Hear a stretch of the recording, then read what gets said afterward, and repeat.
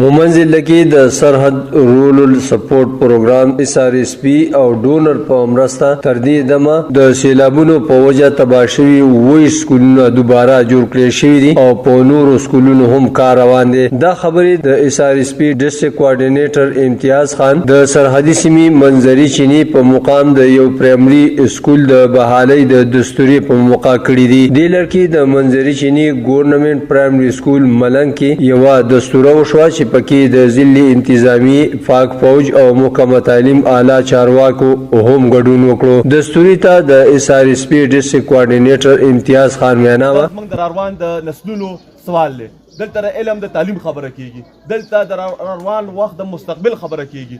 نن دلته موږ تاسو راغلي په سوال په جرګه باندې راغلي چې دا پیغام هم راوړی دی چې علم رڼا ده، علم د ټولو دپاره، د علم نه بغیر ژوند چې کوم دی د دې 21مې صدۍ ژوند نه دی. نن د وخت ضرورت دی چې موږ خپل ځان سره د ماشومان او ماشومان جنکو له تعلیم ورکړو. تعلیم نه بغیر چې کوم دی قومونه ترقي نشي کولی. موږ چې نن څومره قسمه مسلې څومره قسمه فریادونه کوو د دې کې د ټول نه زیات چې کوم دی اثر زموږ د تعلیم نشوالی دی. قام خدمت په موږ ټولو باندې فرض دی. فرض دی که نه؟